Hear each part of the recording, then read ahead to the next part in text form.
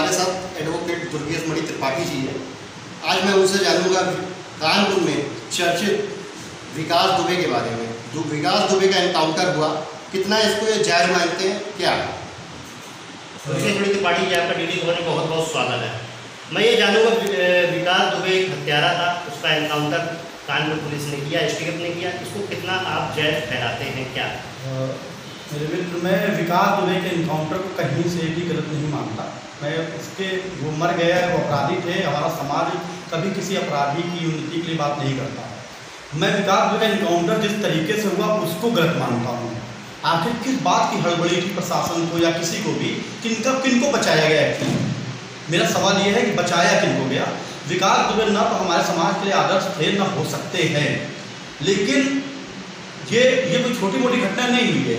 इस घटना को पूरे देश, पूरी दुनिया ने देखा है। पूरी दुनिया के सामने की घटना की नज़ीर बन सकती थी सामाजिक न्याय की, कि एक व्यक्ति ये एक सिस्टम को बहुत सुधार दे सकता था। ये नज़ीर होती है समाज के लिए, पूरे सिस्टम के लिए, पूरे न्यायपालिका के लिए, कि एक व्यक्ति को इतना बड़ा अपराधी बनाने के पीछे कौन लोग थे, किनका असली स्वरूप सबका सामने आता, कि ब्यूरोक्रेट्स, नेता, पुलिस, ये सबका जो आपसी सामंजस्य बैठता है तो कैसे कोई विकास दुबे बनता है, इस बात का खुलासा हो सकता था, जिसको बहुत ही सुंदरता से दबा दिया गया।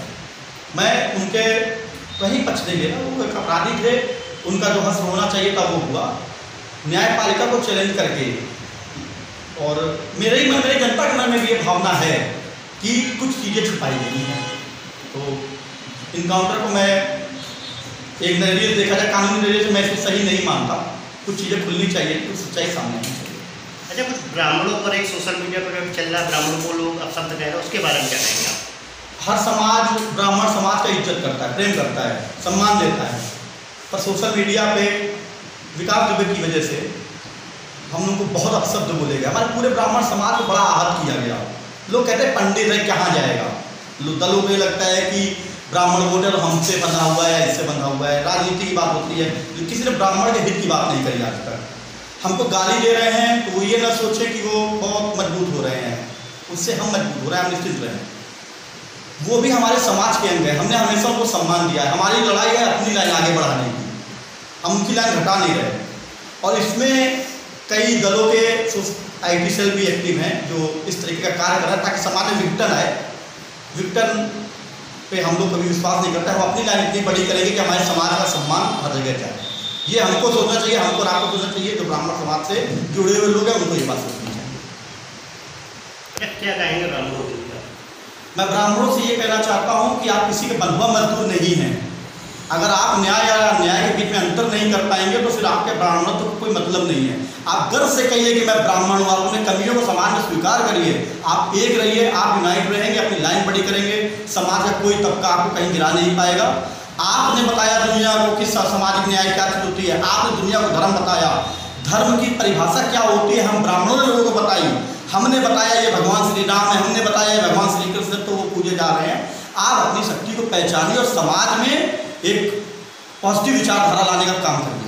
सर, जनप्रतिनिधियों को आपने कुछ रिटर्न में दिया, क्या मैंने जो ब्राह्मण जनप्रतिनिधि थे जो अपने नाम के सामने पंडित का ये शब्द का प्रयोग करते हैं और अपनी सरनेम पे ब्राह्मण जो जातियाँ उनका नाम लिखते हैं, उनको मैंने एक कुर्की नोटिस दी। ये कुर्की नोटिस थी, ब्राह्मण समाज से आपको बर्खास्त किया जाता है और ब्राह्मण वोटों से आपको बर्खास्त किया जाता है।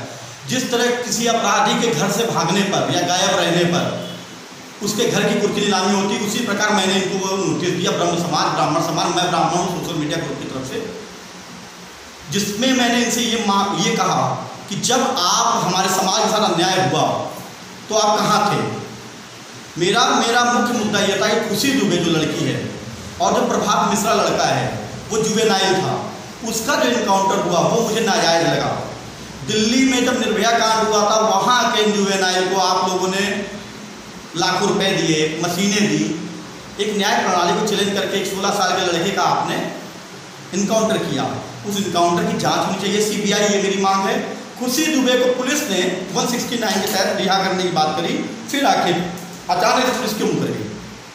क्यों? इसका मतलब आपके पास उसके खिलाफ एविडेंस नहीं था, अचानक से आपके पास एविडेंस आ गया। क्या बात है, क्या तथ्य है कि उसको छुपाया जा रहा है, उस लड़की को रिहा नहीं किया जा रहा? ये मेरा मुख्य मुद्दा है। अच्छा, इसके अलावा आपने जो जनप्रतिनिधियों को नोटिस वगैरह दिया है, तो क्या कोई प्रशासन की तरफ से आप कोई दबाव बनाने की कोशिश की गई, आपके पास कोई फ़ोन वगैरह है ऐसा कुछ? मुझे ये मालूम है कि मैं कोई अपराधी नहीं हूँ, मेरे ऊपर इस उम्र तक एक भी मुकदमा नहीं लिखा गया। मैं पढ़ा लिखा व्यक्ति हूँ, जो भी शिक्षित व्यक्ति होगा उसको ये बात नाजायज़ लग रही है। और शिक्षित होने के साथ सबसे बड़ी बात तो ये है कि मैं ब्राह्मण हूँ, इसलिए मुझे नाजायज़ लग रही है, मुझे नाजायज़ लग रही है।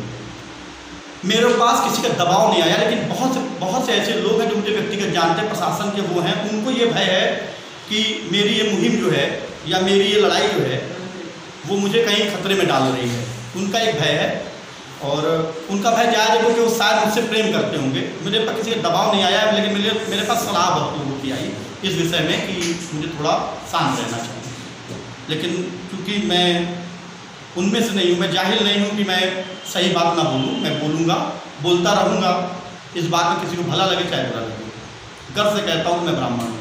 कि एक सीयू की लड़की थी, उन्होंने एनकाउंटर को बहुत ही सही कहा और ये कहा जो इसको गलत कहे थे और उनके ऊपर मुकदमा होना चाहिए, इसको आप कितना जायज़ है? वो भी हमारे घर की बच्ची हैं, वो भी हमारी बहन बेटी हैं, हम उनकी बात बिल्कुल जायज़ है, उनका गुस्सा बिल्कुल जायज़ है। जो 8 पुलिसकर्मी मरे वो भी हमारे परिवार के सदस्य थे। हमको बहुत रोष है, हमको बहुत गुस्सा है उनकी मौत का, लेकिन उनकी मौत सिस्टम की फेलियरशिप की वजह से हुई है। आखिर ऐसा क्या कारक था कि विकास दुबे को जल्दी, यही तो मैं कह रहा हूँ कि वो जो 8 पुलिसकर्मी मरे, आपके अंदर गुस्सा था, आपने बोला कि उनको मार दिया गया, बहुत अच्छा हुआ, बहुत जायज़ हुआ। मेरा क्रोध इस बात पे है कि वो 8 मरे क्यों? आपका परिवार था, आपको तकलीफ हो रही है, वो मेरा भी परिवार था, मुझे भी बहुत तकलीफ है, लेकिन वो 8 मरने नहीं चाहिए थे। आप जिसने गोली चलाई वो अपराधी हो, वो आपकी नज़र में है, वो मर गया, उसकी कोई विषय की बात नहीं है। लेकिन जो दिमाग था इस गोली के पीछे चलाने को, मेरा मुख्य उद्देश्य है कि वो अपराधी मुक्त जो है वो पकड़े जाएं, तब इन 8 शहीदों को सच्चा न्याय मिलेगा। मैं अपनी बहन की भावनाओं से बिल्कुल सहमत हूँ, वो जो कह रही हैं बिल्कुल जायज़ है, लेकिन मेरी बहन, असली न्याय आपको तब मिलेगा जब इस घटना के असली कारक, असली गुनहगार सामने आएंगे। वो गुनहगार वो हैं जिन्होंने विकास दुबे से गोली चलवाई है अपना दिमाग से। उन्होंने इस घटना को ऐसा क्यों बनाया कि मेरे 8 पुलिस के जवान मेरे शहीद हो गए। तो ये उनकी बात, मैं पूरी बात, वो चाहती हैं कि हम लोग के ऊपर मुकदमा हो जाए, कुछ हो जाए, उनकी बात जायज़, उनका क्रोध है, लेकिन जायज़ बात यही है कि न्याय मिलना चाहिए हमारे 8 पुलिसकर्मियों को।